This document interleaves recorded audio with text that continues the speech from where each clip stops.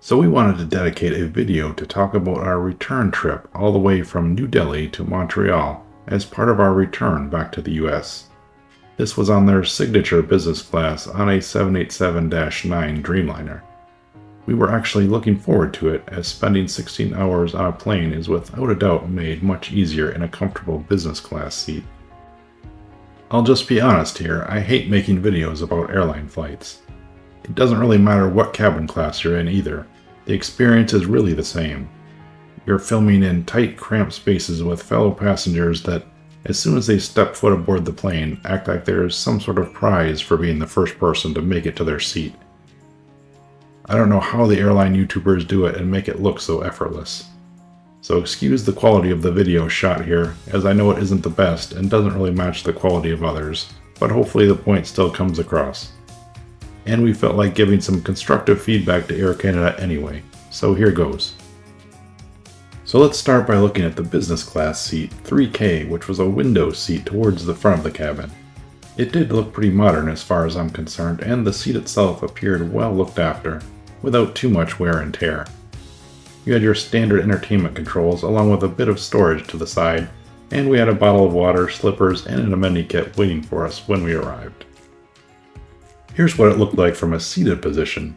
The footwell being decent. At my height, I'm not expecting miracles to be done on any airline seat, but I don't have complaints about this, as it was in line with other business class seats I've sat in.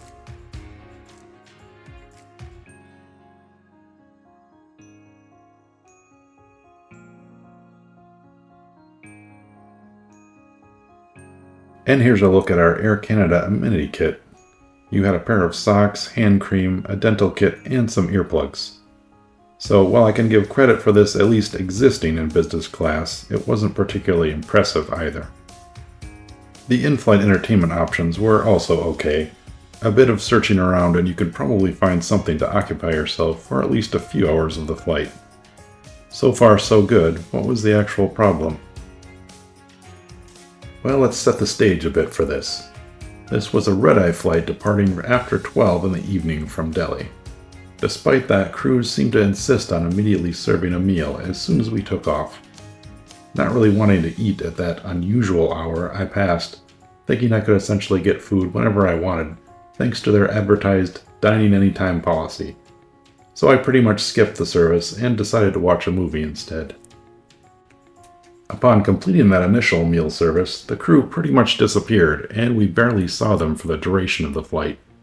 For the next 14 or so hours, we were not served a thing on the flight, other than a small basket of snacks kept at the front of business class. When we asked, we were told nothing was available until the breakfast service, shortly before landing. Keep in mind, this was a 16-hour-long flight. At one point, I was so hungry I could have started chewing on my tray table. And it wasn't just us. We witnessed numerous other passengers wandering aimlessly through the business class cabin, hoping they would somehow find some food along the way. And after about 14 hours or so, here was the actual breakfast service they gave us shortly before landing. In fact, I was so hungry I started eating it before I took this photo. I would have eaten pretty much anything they served us at that point, so I can't even remember if it was any good or not. I ate it so fast. Okay, I get it. The crew just wants to get that first meal service over with ASAP when the plane takes off, so they can basically relax and do nothing for the rest of the flight. But when you're serving that meal at a very odd time, and you're supposed to be allowing business class passengers to eat whenever they want, this is really unacceptable service. People are paying a lot of money for the right to sit in business class, and it didn't feel like we got service even remotely justifying that kind of price. In short, get your act together, Air Canada. You can do better than this, or at least I certainly hope you can. In the meantime, we'll fly other carriers and won't waste our money on Air Canada. Well, that's all for this video, and that brings us to the end of our India series, sadly on a low note.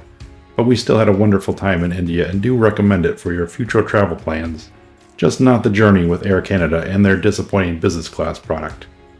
Thanks everyone for watching.